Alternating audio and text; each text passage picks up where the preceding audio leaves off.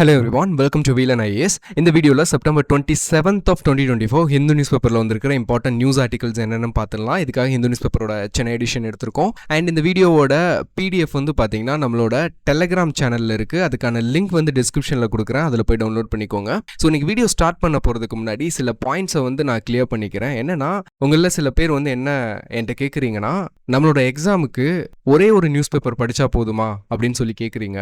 ஏன்னா சில பேர் வந்து 2 பேப்பர் கூட நான் படிக்கிறேன் அப்படின்னு என்கிட்ட சொல்றீங்க. இது டோட்டலி ராங் ஸ்ட்ராட்டஜி. நீங்க ஏதாவது ஒரு நியூஸ் பேப்பர் படிச்சா போதும். நீங்க ஹிந்து படிக்கலாம், இல்ல இந்தியன் எக்ஸ்பிரஸ் படிக்கலாம். இது ரெண்டும் இல்ல, எனக்கு வந்து தமிழ்ல படிக்க தான் பிடிக்கும் அப்படின்னா நீங்க தினமணி கூட படிக்கலாம். நீங்க ஹிந்து படிக்கணும் அப்படின்னு அவசியம் இல்லை. ஸோ இந்த நியூஸ் பேப்பர் ரீடிங் அப்படின்றது வந்து பாத்தீங்கன்னா பர்சன் டு பர்சன் வந்து வேரி ஆகும். ஸோ என்னோட செட்லயே வந்து பாத்தீங்கன்னா ஹிந்து நியூஸ் பேப்பரை ஒரு நாள் கூட ரீடு பண்ணாம கிளியர் ஆகி வந்தவங்களும் இருக்காங்க. என்ன இப்படி சொல்றீங்கன்னு கேட்காதீங்க. ஏன்னா அவங்கள பொறுத்த வரைக்கும் நியூஸ் பேப்பர் வந்து அவங்கள சுத்தி என்ன நடக்குதுன்னு தெரிஞ்சுக்கிறதுக்கு முக்கியமான சோர்ஸா அவங்க பார்க்கல, அவ்வளவுதான். ஸோ அவங்களோட ஸ்ட்ராட்டஜி எப்படி இருக்கும் அப்படின்னா, சிலபஸை ஸ்டிக் பண்ணிக்குவாங்க. சிலபஸை வச்சு அவங்கள சுத்தி நடக்கிறது என்னன்னு அதர் சோர்சஸ்ல இருந்து, ஃபார் எக்ஸாம்பிள் இன்டர்நெட்ல இருந்து இல்ல புக்ஸ்ல இருந்து, இதுல இருந்து கூட கேதர் பண்ணிக்குவாங்க. மெயினா ஒரே ஒரு கம்பைலேஷன் மட்டும் ஃபாலோ பண்ணுவாங்க. ஸோ அல்டிமேட்டா நம்மளை சுத்தி நமக்கு என்ன நடக்குது அப்படின்னு நமக்கு தெரிஞ்சா போதும். அப்ப நீங்க என்ன பண்ணணும் அப்படின்னா, ஃபர்ஸ்ட் உங்களுக்கு சிலபஸை வந்து நீங்க ஃபிங்கர் டிப்ல வச்சிருக்கணும். பிளஸ் ப்ரீவியஸ் இயர் கொஸ்டினை நீங்க நல்லா அனலைஸ் பண்ணி வச்சிருக்கணும். இது ரெண்டும் என்ன பண்ணும் அப்படின்னா, நியூஸை செக்ரிகேட் பண்ணி உங்களுக்கு எது தேவை எது தேவையில்லை அப்படின்னு இன்டர்னலா உங்களுக்கு புரிய வைக்கும். நீங்க வந்து இந்த கொஸ்டின் கேட்கணுன்ற அவசியமே இல்லை. ஏன்னா நியூஸ் பேப்பர்ல வர எல்லாத்தையுமே நம்ம கவர் பண்ணணும்னு கம்பல்சரி கிடையாது. சில டேஸ்லலாம் வந்து பாத்தீங்கன்னா ஈவன் ஒரு ஆர்டிக்கல் நமக்கு எக்ஸாமுக்கு யூஸ்ஃபுல்லா வந்தாலே பெரிய விஷயமா இருக்கும். அப்படிப்பட்ட டேஸ்லாம் இருந்திருக்கு. ஸோ அதனால நீங்க ஃபர்ஸ்ட் என்ன பண்ணணும்னா, இந்த ஃபியர் ஆஃப் மிஸ்ஸிங் அவுட்டை வந்து நீங்க கான்குவேர் பண்ணணும். எங்க ஒரு சின்ன ஆர்டிக்கல் கூட நம்ம விட்டா ஃபெயில் ஆயிருவோமோ அப்படின்னு சொல்லிட்டு உங்களுக்குள்ள ஒரு பயம் வரும். ஆஸ் அ சிவில் சர்வீஸ் ஆஸ்பிரண்டா நீங்க கண்டிப்பா இதுக்கு இடம் கொடுக்கவே கூடாது. ஓகே, ஸோ இதை பேஸ் பண்ணி உங்களோட ப்ரிப்பரேஷனை வந்து நீங்க என்ன பண்ணுங்க, அலைன் பண்ணுங்க, இன்ஃபார்ம்டு டிசிஷன் எடுங்க. நீங்க என்ன பண்ணலாம்னா, ஒரே ஒரு நியூஸ் பேப்பரை வந்து ரீடிங்க்கு வச்சுட்டு நீங்க கம்பைலேஷன்ஸ் கூட நீங்க ஃபாலோ பண்ணலாம். ஸோ நம்ம சேனல்லே வந்து பாத்தீங்கன்னா நெக்ஸ்ட் மந்த்ல இருந்து வீக்லி கரண்ட் அஃபேர்ஸ் கூட போடுற ஐடியால இருக்கும். ஸோ அதை நீங்க ஃபாலோ பண்ணலாம். அதுல வந்து மல்டிபிள் நியூஸ் பேப்பர்ல இருந்து எக்ஸாமுக்கு என்ன தேவையோ அதை மட்டும் எடுத்து ப்ரிசைஸா வீடியோல ப்ரெசென்ட் பண்ணலாம். ஸோ நீங்க அதை பார்த்தா போதும். Okay, that's it. ஸோ இன்னைக்கு வந்து நியூஸ் பேப்பர்ல ஃப்ரண்ட் பேஜ்ல என்ன நியூஸ் வந்திருக்கு இம்பார்ட்டன்டா அப்படின்னு சொல்லி ஃபர்ஸ்ட் நம்ம பார்க்கலாம். ஸோ இதுல வந்து பாத்தீங்கன்னா சிபிஐ லூசஸ் ஜெனரல் கன்சென்ட் இன் கர்நாடகா அப்படின்னு சொல்லி கொடுத்துருக்காங்க. ஸோ இந்த இஷ்யூவை நம்ம தெளிவாக புரிஞ்சுக்கணும் அப்படின்னா ஃபர்ஸ்ட் நமக்கு ஜெனரல் கன்சென்ட் அப்படின்னா என்னன்னு தெரியணும். ஸோ ஜெனரல் கன்சென்ட் அப்படின்றது சிபிஐ இருக்காங்க இல்லையா, சென்ட்ரல் பியூரோ ஆஃப் இன்வெஸ்டிகேஷன். இவங்க சில ஸ்பெசிஃபிக் கேசஸ் வந்து என்ன பண்ணுவாங்கன்னா எடுத்து நடத்துவாங்க, இன்வெஸ்டிகேட் பண்ணுவாங்க. அந்த இன்வெஸ்டிகேஷன் வந்து ஒரு பர்டிகுலர் ஸ்டேட்ல நடக்குதுன்னு வச்சுக்கோங்களேன். ஸோ சிபிஐ அந்த ஸ்டேட்டுக்குள்ள என்ட்ராறப்போ என்ன பண்ணணும்னா பெர்மிஷன் வந்து வாங்கணும். இந்த பெர்மிஷன்ல 2 டைப் இருக்கு. ஒன்னு வந்து ஜெனரல் கன்சென்ட், இன்னொன்று வந்து பாத்தீங்கன்னா case specific consent. So general consent அப்படின்றது ஒவ்வொரு கேஸும் இன்வெஸ்டிகேட் பண்றப்போ ஸ்டேட் கவர்மெண்ட் கிட்ட பெர்மிஷன் வாங்க வேண்டாம். ஒரே ஒரு தடவை சிபிஐக்கு என்ன பண்ணிடலாம், ஸ்டேட் கவர்மெண்ட் வந்து பெர்மிஷன் கொடுத்துருப்பாங்க. ஆனா இந்த கேஸ் ஸ்பெசிபிக் கன்சென்ட் அப்படின்றது ஒவ்வொரு கேஸுக்கும் என்ன பண்ணணும், பெர்மிஷன் வாங்கணும் ஸ்டேட் அத்தாரிட்டிஸ் கிட்ட. ஸோ இந்தியாவை பொறுத்த வரைக்கும் பாத்தீங்கன்னா ஆல்மோஸ்ட் எவ்ரி ஸ்டேட் வந்து என்ன பண்ணி வச்சிருப்பாங்கன்னா ஜெனரல் கன்சென்ட் வந்து சிபிஐக்கு கொடுத்து வச்சிருப்பாங்க. எதுக்குன்னா சீம்லெஸ் இன்வெஸ்டிகேஷனுக்காக. எவ்ரி டைம் வந்து என்ன பண்ண வேணாம், பெர்மிஷன் வாங்கிட்டு இருக்க வேணாம்னு கொடுத்துருப்பாங்க. ஆனா பர்டிகுலரா இந்த 2014க்கு அப்புறம் பாத்தீங்கன்னா, அதாவது இப்ப ரூலிங் கவர்மெண்ட் இருக்காங்கல்ல, இவங்க வந்ததுக்கு அப்புறம் நிறைய ஸ்டேட்ஸ் வந்து என்ன பண்ணிட்டு இருக்காங்கன்னா இந்த ஜெனரல் கன்சென்ட்டை வந்து வித்ட்ரா பண்ணிட்டு இருக்காங்க. ஸோ அப்படி வித்ட்ரா பண்ணாங்கன்னா என்ன ஆகும், சிபிஐ வந்து கேஸ் ஸ்பெசிபிக் கன்சென்ட் வாங்கணும் ஒவ்வொரு தடவையும். இப்ப இதுதான் வந்து பாத்தீங்கன்னா ஒரு இஷ்யூவா போயிட்டு இருக்கு. ஸோ ரீசெண்டா வந்து பாத்தீங்கன்னா மகாராஷ்டிரா வந்து வித்ட்ரா பண்ணாங்க, வெஸ்ட் பெங்கால் வந்து வித்ட்ரா பண்ணாங்க. ஸோ இந்த மாதிரி மல்டிபிள் ஸ்டேட் வந்து, அதுவும் பர்டிகுலரா இந்த ரீஜனல் பார்ட்டிஸ் வந்து ரூல் பண்ணுவாங்க இல்லையா, அந்த ஸ்டேட்லாம் வித்ட்ரா பண்ணிட்டு இருக்காங்க. இப்போ இந்த இஷ்யூவை பொறுத்த வரைக்கும் கர்நாடகாவோட சீஃப் மினிஸ்டருக்கு மேல வந்து பாத்தீங்கன்னா ஒரு அலகேஷன் வந்து வந்திருக்கு. MUDA scheme, Mysore urban development authority, இந்த ஸ்கீம் போயிட்டு இருக்கு. இது வந்து நம்மளோட எக்ஸாமுக்கு இந்த ஸ்கீம் வந்து இம்பார்ட்டன்ட் இல்லை. இது வெறும் அலகேஷன் தான். இன்வெஸ்டிகேஷன் போகும், இன்னும் இது வருஷ கணக்கில் நடக்கும். அண்ட் எனி பாயிண்ட்லயும் நம்ம எக்ஸாமுக்கு வந்து இது யூஸ் ஆக போறது கிடையாது. ஸோ இந்த ஸ்கீம் இந்த அலகேஷன் வந்து கர்நாடகாவோட சீஃப் மினிஸ்டர் மேலே வரவும் இந்த ஜென்ரல் கன்சென்ட்டை வந்து வித்ட்ரா பண்ணியிருக்காங்க அப்படின்னு நிறைய பேர் வந்து என்ன பண்ணாங்க, கிரிட்டிசைஸ் பண்ணியிருக்காங்க ரூலிங் கவர்மெண்ட்டை. ஸோ அதுக்கு கர்நாடகாவோட லா மினிஸ்டர் என்ன சொல்லியிருக்காருன்னா, இதுக்கும் சம்மந்தம் இல்லை அப்படின்ற மாதிரி சொல்லியிருக்காங்க. ஏன்னா இது வந்து கரப்ஷன் கேஸா, ஸோ கரப்ஷன் கேஸ் யார் டீல் பண்ணுவா, சிபிஐ டீல் பண்ணுவாங்க ப்ரிவென்ஷன் ஆஃப் கரப்ஷன் ஆக்டுக்கு கீழே. ஸோ அவங்க இந்த கேஸை எடுத்துட்டாங்க அப்படின்னா ஸ்டேட் கவர்மெண்ட்டுக்கு இந்த இஷ்யூ மேலே ஒரு கண்ட்ரோல் இல்லாமல் போயிடும். அதனால கூட வித்ட்ரா பண்ணலாம் அப்படின்னு சொல்லிட்டு கிரிட்டிசைஸ் பண்ணுறாங்க. அதுக்கு வந்து பார்த்தீங்கன்னா ரெஃப்யூட் பண்ணியிருக்காங்க ரூலிங் கவர்மெண்ட். அதுதான் இந்த ஆர்டிகல். ஸோ இந்த ஜென்ரல் கன்சென்ட்டை பொறுத்த வரைக்கும் எங்கேருந்து இதுக்கான ப்ரொவிஷன் வந்திருக்கு அப்படின்னு பார்த்தீங்கன்னா section 6 of the Delhi special police establishment act 1946. So இதே ஆக்டில் தான் வந்து பார்த்தீங்கன்னா சிபிஐக்கான ப்ரொவிஷன்ஸும் இருக்குது. சிபிஐயோட பவரும் இதிலிருந்து தான் டெரைவ் ஆகுது. அதே மாதிரி சிபிஐ வந்து பார்த்தீங்கன்னா இப்போது பப்ளிக் அத்தாரிட்டிஸ் மேலே வந்து ஒரு கரப்ஷன் கேஸ் இருக்குது, அதை வந்து சிபிஐ எடுத்து விசாரிக்கணும் அப்படின்னா அதுக்கும் அவங்க பெர்மிஷன் வாங்கிட்டு தான் வரணும். So section 17A of prevention of corruption act 1988. So இந்த என்டையர் இஷ்யூ இருக்கு பார்த்தீங்களா, இந்த என்டையர் இஷ்யூவும் it deals with the effectiveness of the CBI. இது வந்து நம்மளோட யூபிஎஸ்சி மெயின் சிலபஸில் வந்து பார்த்தீங்கன்னா மல்டிபிள் டாபிக்ஸோட நம்மளால லிங்க் பண்ண முடியும். ஸோ ஒரு பேப்பர் ஒரு டாபிக் நிறுத்திட முடியாது. ஏன்னா it affects the federal structure, efficiency இந்த அட்மினிஸ்ட்ரேஷன், எத்திக்ஸில் வரும், இன்டர்னல் செக்யூரிட்டி GS3ல வரும். ஸோ அதனால இந்த இஷ்யூ பேசிஸில் நம்ம ப்ரிப்பேர் பண்ணி வச்சுக்கிட்டோம் அப்படின்னா நமக்கு வந்து கரெக்டாக இருக்கும். ஸோ சிபிஐயை பொறுத்த வரைக்கும் இவங்க ஒரு ஸ்டாச்சுட்டரி பாடி கிடையாது, கான்ஸ்டியூஷனல் பாடியும் கிடையாது. இதுக்கு பவர் வந்து பார்த்தீங்கன்னா இந்த டெல்லி ஸ்பெஷல் போலீஸ் எஸ்டாப்ளிஷ்மெண்ட் ஆக்ட்ல இருந்து வருது. அப்புறம் ஏன் இதை வந்து நம்ம ஸ்டாச்சுட்டரி பாடி இல்லை அப்படின்னு சொல்கிறோன்னா, இந்த சிபிஐயோட கண்ட்ரோல் இருக்கு பார்த்தீங்களா, இது வந்து டைரக்டா மினிஸ்ட்ரி ஆஃப் பர்சனலுக்கு கீழே வரும். மினிஸ்ட்ரி ஆஃப் பர்சனல் வந்து பிஎம்ஓ ஆஃபீஸ் கீழே வரும். இவங்க தான் வந்து என்ன பண்ணுவாங்க, டிசைட் பண்ணுவாங்க. இந்த ஆர்கனைசேஷனல் ஸ்ட்ரக்சர் வந்து ஸ்டாச்சுட்டரியிலேருந்து வராது. அண்ட் அத்தாரிட்டி வந்து பார்த்தீங்கன்னா இவங்களுக்கு கிடையாது, ரொம்ப கம்மியான அத்தாரிட்டி தான். ஸ்பெசிஃபிக் கேசஸ் எடுத்து நடத்துறதுக்கு தான் இந்த ஆக்டில் வந்து ப்ரொவிஷன்ஸ் கொடுத்துருப்பாங்க.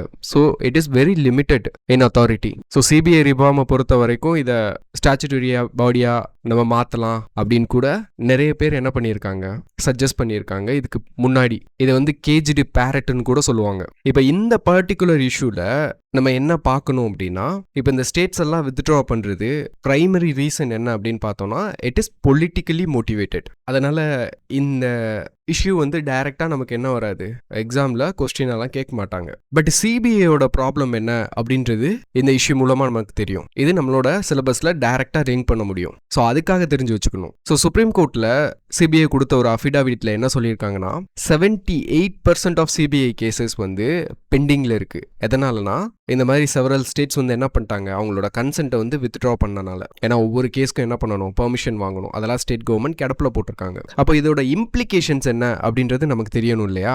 ஒன்று வந்து பார்த்தீங்கன்னா சிபிஐல புது கேசஸ் வந்து கன்சென்ட் வாங்காமல் ரிஜிஸ்டர் பண்ண முடியாது. ஸோ சென்டர்ல இருந்து சிபிஐயோட போலீஸ் வந்து இப்போ ஒரு பர்டிகுலர் ஸ்டேட்ல என்டர் ஆகிறாங்க அப்படின்னா அவங்க என்ன பண்ணியிருக்கணும், கேஸ் ஸ்பெசிஃபிக் கன்சென்ட் வாங்கியிருக்கணும். அப்படி கேஸ் ஸ்பெசிஃபிக் கன்சென்ட் வாங்காமல் அந்த ஸ்டேட்டுக்குள்ளே என்டர் ஆனாங்க அப்படின்னா இவங்களுமே என்னது, ஒரு ஆர்டினரி பர்சன் தான். இவங்கள போலீஸாக கன்சிடர் பண்ண மாட்டாங்க.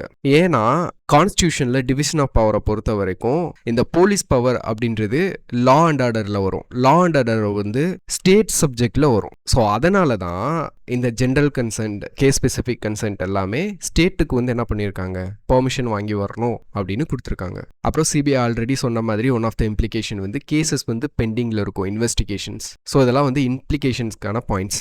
Okay, that's all about this issue. And next வந்து தமிழ்நாடு பேஜில் வந்துருக்கிற இம்பார்ட்டன்ட் ஆர்டிகல் பார்க்கலாம். Efforts on to secure Ramsar tag for 2 more bird sanctuaries அப்படின்னு சொல்லி கொடுத்துருக்காங்க. இந்த ஆர்டிக்கலில் என்ன சொல்லியிருக்காங்கன்னா, தமிழ்நாடு வெட்லேண்ட்ஸ் மிஷன் அப்படின்றவங்க ராமநாதபுரம்ல சில பேட் சாங்சுவரிஸை வந்து ராம்சார் சைட்டா டிசைனேஷன் பண்றதுக்கு எஃபர்ட்ஸ் வந்து எடுத்துட்டு இருக்காங்க அப்படின்னு சொல்லி போட்டிருக்காங்க. ஸோ இதில் வந்து பார்த்தீங்கன்னா 2 more பேட் சாங்சுவரின்னு கொடுத்துருக்காங்க. இதுக்கு என்ன அர்த்தம்னா, இப்போதான் ஆகஸ்ட் வந்து பார்த்தீங்கன்னா ரீசெண்டாக தமிழ்நாட்டில இருந்து 2 புது வெட்லேண்ட்ஸை வந்து ராம்சார் சைட்டாக ஆட் பண்ணாங்க. ஒன்று வந்து நஞ்சராயன் பேட் சாங்சுவரி அண்ட் இன்னொன்று வந்து கழுவேலி பேட் சாங்சுவரி. ஸோ அதில் வந்து இந்த வெட்லேண்ட் மிஷன் வந்து இன்வால்வ் ஆயிருந்தாங்க. அதே மாதிரி இப்போ ராமநாதபுரத்தில் இன்னொரு 2 சைட்ஸை வந்து ராம்சார் சைட்டாக ரெகக்னைஸ் பண்ணுறதுக்கு இவங்க எஃபர்ட் எடுக்கிறதா இந்த நியூஸில் சொல்லியிருக்காங்க. அண்ட் சில ஃபேக்ட்ஸும் வந்து கொடுத்துருக்காங்க, அதுவும் நம்ம பார்க்கலாம். இப்போ இந்தியாவை எடுத்துட்டிங்கன்னா டோட்டல் ராம்சார் சைட்ஸ் வந்து 85 இருக்குது. அதே இது குளோபலி பார்த்தோன்னா 2400 ராம்சார் சைட்ஸ் வந்து என்ன பண்ணியிருக்காங்க, ரெகக்னைஸ் பண்ணியிருக்காங்க. இதோட டோட்டல் லேண்டோட அளவு வந்து பார்த்தீங்கன்னா 255 மில்லியன் ஹெக்டேராக இருக்குது. இப்போ இந்தியாவிலேயே அதிகமான ராம்சார் சைட்ஸ் உள்ள ஸ்டேட்ஸ் எது அப்படின்னு பார்த்தீங்கன்னா ஒன்று வந்து தமிழ்நாடு. ஸோ மொத்தம் வந்து 18 சைட்ஸ் வந்து இதோட இருக்குது, இந்த 2 சேர்த்து. அண்ட் செகண்டில் வந்து பார்த்தீங்கன்னா உத்தரப்பிரதேஷ் இருக்குது. டோட்டலாக 10 வெட்லேண்ட் வந்து இருக்காங்க ராம்சார் சைட்டா. குரூப் 1 ப்ரிலிமினரி எக்ஸாமில் கூட டோட்டல் ராம்சார் சைட்ஸோட கவுண்ட் கேட்டாங்கன்னு நினைக்கிறேன் 2023 குரூப் 1 ப்ரிலிம்ஸில். ஓகே, ஸோ அதனால் இந்த ஃபேக்ட் வந்து நம்ம எக்ஸாமுக்கு வந்து ரொம்ப முக்கியம். அண்ட் அது போக யூபிஎஸ்சி எக்ஸாம் பொறுத்த வரைக்கும் நமக்கு இந்த ராம்சார் சைட்னா என்ன, வெட்லேண்ட்னா என்ன அப்படின்றதுல கண்டிப்பாக ஐடியா இருக்கணும். So what is Ramsar convention first? So Ramsar convention அப்படின்றது ஒரு international treaty which was signed in 1971 at Ramsar. So இந்த ராம்சார் வந்து எங்கே இருக்குன்னா ஈரானில் இருக்குது. இதை ஆர்கனைஸ் பண்ணது வந்து பார்த்தீங்கன்னா யுனெஸ்கோ. ஸோ இந்த ட்ரீட்டிக்கு கீழே என்ன பண்ணுவாங்கன்னா வெட்லேண்ட்ஸ் ஆஃப் இன்டர்நேஷனல் இம்பார்ட்டன்ஸ் அப்படின்ற டேக் வந்து சில வெட்லேண்ட்ஸ்க்கு வந்து கொடுப்பாங்க. அப்படி ரெகக்னைஸ் பண்ணிட்டாங்க அப்படின்னா அதை வந்து நம்ம ராம்சார் சைட் அப்படின்னு சொல்லுவோம். இப்போ இதில் ஒரு ஃபேக்ட் என்னன்னா, இந்த வெட்லேண்ட் ஆஃப் இன்டர்நேஷனல் இம்பார்ட்டன்ஸ் இருக்கு இல்லையா, இதை ரெக்கார்ட் பண்ணுற ரிஜிஸ்டருக்கு பேர் வந்து பார்த்தீங்கன்னா மான்ட்ரஸ் ரெக்கார்ட். ஓகே, ஸோ இப்போதைக்கு இந்த பேசிக் லெவல் ஆஃப் இன்ஃபர்மேஷன் தெரிஞ்சால் போதும். ஸோ நீங்கள் ஸ்டாட்டிக் சப்ஜெக்ட் வந்து நீங்கள் என்விரான்மெண்ட் வந்து கவர் பண்ணுறப்போ இன்னுமே இதை பற்றி டீட்டெயிலாக பார்ப்பீங்க. ஸோ நெக்ஸ்ட் வந்து நமக்கு வாட் இஸ் வெட்லேண்ட் அப்படின்றது தெரியணும். ஸோ வெட்லேண்டுன்றது வந்து பார்த்தீங்கன்னா ஒரு ஏரியா. ஸோ இந்த ஏரியாவில் வாட்டர் வந்து சாயில கவர் பண்ணியிருக்கும். ஸோ இந்த சாயிலுக்கு வந்து வாட்டர் எப்படி வந்திருக்கும்னா ஒன்று பெர்மனென்ட்லி அங்கேயே இருக்கும், இல்லைனா சீசனலி சாயில வந்து வாட்டர் கவர் பண்ணும். ஸோ இதுக்கு எக்ஸாம்பிள் வந்து பார்த்தீங்கன்னா marshes, swarms, lakhs, coastal areas இதெல்லாம் வரும். இப்போ இதுக்குன்னு பார்த்தீங்கன்னா ஸ்பெசிஃபிக் ஃபங்க்ஷன் வந்து இருக்கு. ஈக்கோலாஜிக்கல் சர்வீசஸ், ஈகோசிஸ்டம் சர்வீசஸ் இருக்கு. அது என்ன ஃபங்க்ஷன்ஸ் அப்படின்னா வாட்டர் பியூரிஃபிகேஷன் இங்கே நடக்கும், ஃப்ளட் கண்ட்ரோலுக்கு வாய்ப்பு இருக்கு, கார்பன் சீக்வஸ்ட்ரேஷன் நடக்கும், ஃபிஷஸ் அண்ட் வைல்ட் லைஃப்க்கு வந்து பார்த்தீங்கன்னா ஒரு ஹேபிடேட் கொடுக்கும், அண்ட் ஹியூமன்ஸ்க்கு ரீக்ரியேஷனல் ஆப்பர்ச்சுனிட்டியும் இந்த வெட்லேண்ட்ஸ் வந்து கொடுக்கும். ஸோ இந்த ரீக்ரியேஷனல் ஆப்பர்ச்சுனிட்டின்னு சொல்றேன்ல, இது வந்து ரொம்ப முக்கியம், அண்டர்ஸ்டாண்ட் பண்ணிக்கோங்க. ஏன்னா இப்போ இந்த மான்ட்ரஸ் ரெக்கார்டில் ஒரு வெட்லேண்டை வந்து ரெகக்னைஸ் பண்ணிட்டாங்க, வெட்லேண்ட் ஆஃப் இன்டர்நேஷனல் இம்பார்ட்டன்ஸ் அப்படின்னு ரிஜிஸ்டர் பண்ணிட்டாங்கன்னு வச்சுக்கோங்க. இதை வந்து நம்ம ராம்சார் சைட்டுன்னு சொல்றோம். இந்த ராம்சார் சைட்டை ரெகக்னைஸ் பண்றதுனால எதுவும் மானிட்டரி பெனிஃபிட் வந்து நம்ம கவர்மெண்ட்டுக்கு வருமா, நம்ம நாட்டுக்கு வருமா இதை பாதுகாக்கிறதுக்கு அப்படின்னு கேட்டிங்கன்னா அதெல்லாம் ஒன்றும் கிடையாது.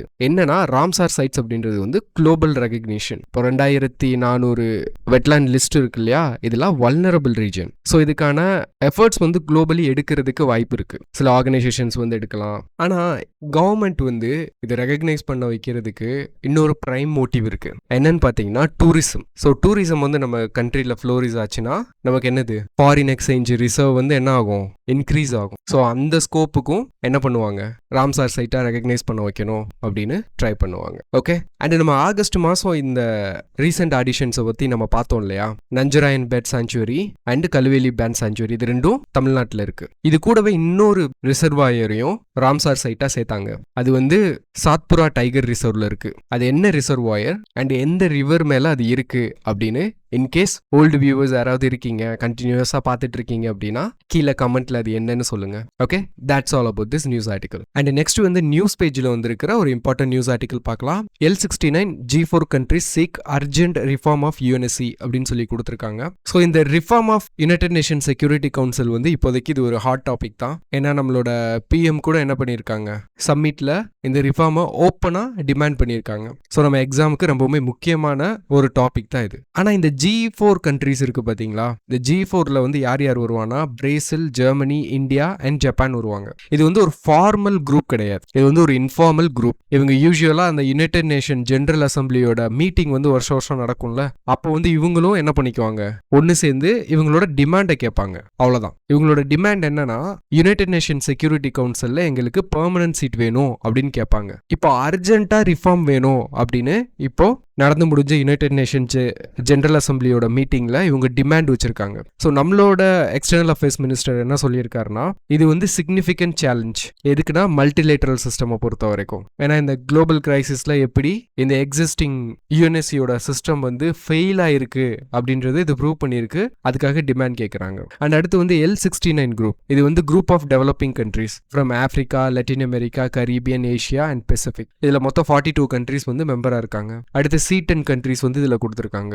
C10ன்றது group of 10 African countries. So இந்த G4 வந்து என்ன சொல்லியிருக்காங்கன்னா, இந்த ஆஃப்ரிக்காவோட காமன் பொசிஷனை வந்து நாங்கள் சப்போர்ட் பண்ணுறோம் அப்படின்றாங்க. காமன் பொசிஷன்னா என்னன்னா, ஆஃப்ரிக்கன் கண்ட்ரீஸ், அதாவது பர்டிகுலராக ஆஃப்ரிக்கன் யூனியன் வந்து என்ன பண்ணியிருக்காங்கன்னா, எசூல்வினி கன்சென்சஸ் அப்படின்னு ஒரு கன்சென்சஸை வந்து அடாப்ட் பண்ணியிருக்காங்க ஒன்று சேர்ந்து. இதில் என்ன இவங்க டிமாண்ட் பண்ணுறாங்கன்னா, ஆஃப்ரிக்காவுக்கு 2 பெர்மனன்ட் சீட் வந்து வேணும். அது போக நான் பெர்மனன்ட் சீட்ஸில் ஆஃப்ரிக்காக்கான இதை வந்து நீங்கள் எக்ஸ்பேண்ட் பண்ணணும் அப்படின்னு சொல்லி கேட்டிருக்காங்க. இதை வந்து இவங்க சப்போர்ட் பண்ணியிருக்காங்க. Okay, that's all about this news. இந்த G4 பொறுத்த வரைக்கும் இது எவ்ரி இயர் இவங்களோட ரெக்வஸ்ட் வந்துட்டு தான் இருக்கும். ஸோ அதனால இது சிக்னிஃபிகண்டான ஒரு நியூஸ் கிடையாது. பட் இந்த ரிஃபார்ம் தான் நமக்கு முக்கியம். Okay, that's all about this news. And the next article, center likely to increase prices of ethanol and sugar, says Pralhad Joshi. So இவர் வந்து பார்த்தீங்கன்னா union food minister. So government வந்து எத்தனாலோட ப்ரைஸை வந்து இன்க்ரீஸ் பண்ணலாம், சுகரோட ப்ரைஸையும் இன்க்ரீஸ் பண்ணலாம் அப்படின்னு சொல்லியிருக்காரு. ஸோ இப்போ இந்த சுகரை பொறுத்த வரைக்கும் பார்த்தீங்கன்னா, இதுக்கு வந்து மினிமம் செல்லிங் ப்ரைஸ் வந்து கவர்மெண்ட் வந்து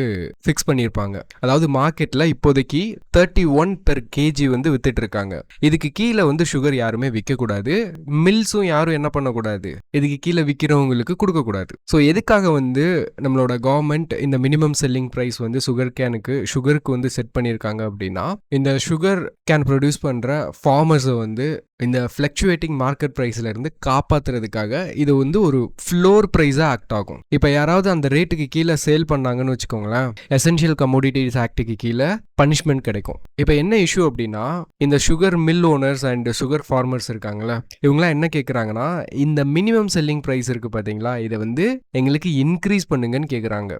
எதுக்காக இன்க்ரீஸ் பண்ணணும் அப்படின்னா, இந்த ப்ரைஸை செட் பண்ணது கடைசியாக 2019 இந்த 31 per kg. ஸோ எங்களோட ப்ரொடக்ஷன் காஸ்ட் எல்லாம் இன்க்ரீஸ் ஆயிருச்சு. அதனால என்ன பண்ணணும், இந்த ப்ரைஸ் வந்து ரிவைஸ் பண்ணுங்கன்னு கேட்டிருக்காங்க. இதுதான் இஷ்யூ. ஆனால் நம்ம கவர்மெண்ட்டை பொறுத்த வரைக்கும் இந்த சுகர் கேன் ஃபார்மர்ஸ்க்கு இந்த இனிஷியேட்டிவ் மட்டும் எடுக்கல, அதர் இனிஷியேட்டிவ்ஸும் எடுத்திருக்காங்க. சுகர் கேன் ஃபார்மர்ஸ் வந்து பெனிஃபிட் ஆகிறதுக்கு, அவங்களோட இன்கம் வந்து இன்னுமே இன்க்ரீஸ் ஆகிறதுக்கு. எப்படின்னா, இப்போ சுகர் மில்ஸ் இருக்கு இல்லையா, இந்த மில்ஸ் வந்து என்ன பண்ணுவாங்க, சுகர் வந்து ப்ரொடியூஸ் பண்ணுவாங்க. ஆனால் இதோட பை ப்ராடக்டாக சுகர் மில்ஸ்க்கு வந்து பார்த்தீங்கன்னா எத்தனால் வந்து கிடைக்கும். இந்த எத்தனால்ன்றது வந்து பார்த்தீங்கன்னா இது வந்து ஆல்கஹால் தான். ஸோ இதை வந்து அதர் பர்பஸ்க்கு வந்து கொடுப்பாங்க. ஃபார் எக்ஸாம்பிள் வந்து பார்த்தீங்கன்னா லெபார்டரிஸ்க்கு கொடுப்பாங்க, டிஸ்டிலரிஸ்க்கு கொடுப்பாங்க. இப்போ நம்மளோட டாஸ்மாக்லாம் கொடுக்குறாங்க இல்லையா, அது வந்து என்னன்னா இந்தியன் மேட் ஃபாரின் லிக்கர். இது ஒன்றும் இல்லை, இதோட பேர் வந்து சாராயம் தான். அதோட ஃபேன்சி நேம் தான் இது, இந்தியன் மேடு ஃபாரின் லிக்கர்னு. ஏன்னா யூஸ்வலாக இப்போ டிஃப்ரெண்ட் பிராண்டி விஸ்கி அப்படின்னு கிடைக்கும்ல, அதெல்லாம் வந்து பார்த்தீங்கன்னா ஒவ்வொன்றுக்கும் அந்த டிஸ்டிலேஷன் ப்ராசஸ் வந்து வேரி ஆகும். அதோட ப்ரொடக்ஷன் டைம் வந்து பார்த்தீங்கன்னா ரொம்ப நாள் எடுத்துக்கும். ஆனால் நம்ம இந்தியாவுக்கு வந்து அதிகமான டிமாண்ட் இருக்குது. அப்படின்றப்போ அந்த ஒரிஜினல் வெரைட்டியெல்லாம் நம்மளால் என்ன பண்ண முடியாது, கொடுக்க முடியாது. அப்போ என்ன பண்ணுறாங்க அப்படின்னா, இந்த எத்தனால் இருக்கு இல்லையா, இந்த எத்தனாலை வச்சு ஒரு கான்சன்ட்ரேஷனில் லிக்கரை வந்து ரெடி பண்ணிடுவாங்க. அதில் டிஃப்ரெண்ட் ஃப்ளேவர்ஸை கலந்துருவாங்க. விஸ்கி, பிராண்டி, ரம் அப்படின்னு சொல்லி ஃப்ளேவர் கலந்துருவாங்க. இதை பற்றி நம்ம ஏற்கனவே டிஸ்கஸ் பண்ணியிருக்கோம், டீட்டெயிலாக பண்ணியிருக்கோம். அதுக்கு எத்தனால் யூஸ் ஆகும். ஆனால் அதெல்லாம் போகவே இன்னும் அதிகமாக நம்ம கண்ட்ரியில் வந்து ப்ரொடக்ஷன் வந்து இருந்துச்சு. அப்போது நம்ம கவர்மெண்ட் வந்து இதை என்ன பண்ணலாம்னு யோசிக்கிறப்ப தான் இந்த பெட்ரோல் இருக்கு பார்த்தீங்களா, பெட்ரோலில் வந்து லெட் கலப்பாங்க. இதெல்லாம் ஹைலி பொல்யூட்டட். அதுக்கெல்லாம் ரிஃபார்ம் எடுத்திருந்தாங்க. இப்போ லெட் வந்து சேர்க்கிறத கம்ப்ளீட்டாக ஸ்டாப் பண்ணியிருக்காங்க. அப்போ இந்த எத்தனால் அப்படின்றத வந்து நம்ம ஃபியூலாக யூஸ் பண்ணலாம். ஆனால் கம்ப்ளீட்டாக ஃபியூலாக யூஸ் பண்ண முடியுமா அப்படின்னு கேட்டிங்கன்னா டவுட் தான். அப்போ என்ன பண்ணலாம்னா பிளெண்ட் பண்ணலாம், பெட்ரோலோட பிளெண்ட் பண்ணி யூஸ் பண்ணலாம். ஸோ அப்போ இதுக்கு வந்து பார்த்தீங்க அப்படின்னா டிஃப்ரெண்ட் டார்கெட் வச்சு அச்சீவ் பண்ணி என்ன பண்ணுறாங்க, எத்தனால் பிளெண்டிங் ப்ரோக்ராம் வந்து ரன் பண்ணிட்டு இருக்காங்க. மொதல் 5% வச்சுருந்தாங்க, அப்புறம் 10, அப்புறம் 20% இந்த மாதிரி இன்க்ரீஸ் பண்ணி கொண்டு போயிட்டு இருக்காங்க. இப்போ நம்ம 20% வந்து அச்சீவ் பண்ண போகிறோம். கூடிய சீக்கிரம் இந்த 20% பிளெண்டிங் வந்து நம்ம அச்சீவ் பண்ணிட்டோம் அப்படின்னா அடுத்து வந்து என்னது 25% டார்கெட் வந்து செட் பண்ணுவாங்க. அதுக்கு எத்தனால் வந்து கண்டிப்பாக தேவை நம்ம நாட்டுக்கு. இப்போ இந்த பிளெண்டிங் ப்ரோக்ராம்னால சுகர் கேன் ஃபார்மர்ஸ் வந்து நல்ல பெனிஃபிட்டாக இருக்காங்க. அவங்களுக்கு வந்து பார்த்தீங்கன்னா இன்கம் வந்து அடிஷ்னலாக கூடிட்டு இருக்கு. ஸோ அதனால இவங்களை உர்ஜா தாதாஸ்னே சொல்றாங்க. அதாவது இதுக்கு எனர்ஜி ப்ரொவைடர்ஸ்னு அர்த்தம். ஸோ இந்த பிளெண்டிங்கோட பெனிஃபிட் என்ன அப்படின்னு பார்த்தீங்கன்னா சுகர் மில்ஸ்க்கு வந்து ரெவென்யூ இன்க்ரீஸ் ஆகும். நம்ம கண்ட்ரியில் வந்து எமிஷன் குறையும். ஏன்னா இது வந்து பெட்ரோலில் மிக்ஸ் பண்ணுறப்போ லெஸ் பொல்யூஷன் தான் கொடுக்கும். க்ரீன் ஹவுஸ் கேஸஸோட குவான்டிட்டி குறையிறதுக்கு வாய்ப்பு இருக்கு. அண்ட் அது போக வந்து பார்த்தீங்கன்னா இந்த டிஸ்டிலரிஸ் இருக்காங்க இல்லையா, இந்த எத்தனால ப்ராசஸ் பண்ணுற டிஸ்டிலரிஸ், அது வந்து மேஜர்லி வந்து பார்த்தீங்கன்னா இந்த ரூரல் ஏரியாவில் தான் இருக்கும். அப்போ இந்த ரூரல் ஏரியாவில் வந்து பார்த்தீங்கன்னா எம்ப்ளாய்மெண்ட் இன்க்ரீஸ் பண்ணுறதுக்கு வாய்ப்பு இருக்கும். ஸோ இதெல்லாம் நம்ம பெனிஃபிட்டாக சொல்லலாம். ஸோ அப்போ எத்தனால்ன்றது வந்து பார்த்தீங்கன்னா it is a renewable alcohol based fuel which can be obtained through fermentation of sugar cane juice. So இது வரைக்கும் நமக்கு தெரிஞ்சா போதும். அண்ட் இதுதான் overall issue. Okay, that's all about it. So இதோட இந்த வீடியோவை நம்ம முடிச்சுக்கலாம். இன்னைக்கு வந்து பார்த்தீங்க அப்படின்னா ஹிந்து நியூஸ் பேப்பரில் வந்திருக்கிற மெஜாரிட்டி ஆர்டிகிள்ஸ் வந்து பார்த்தீங்கன்னா நம்ம எக்ஸாமுக்கு தேவையப்படாத ஆர்டிகிள் தான். ஓகே, இன்னைக்கு பார்த்ததுல உங்களுக்கு ஏதாவது டவுட் இருந்துச்சு அப்படின்னா கமெண்ட் செக்ஷனில் கமெண்ட் பண்ணுங்க, அதுக்கு நான் ரிப்ளை பண்ணுறேன். இதோட இந்த வீடியோவை நம்ம முடிச்சுக்கலாம். ஓகே, தேங்க்ஸ் ஃபார் வாட்சிங் திஸ் வீடியோ கைஸ்.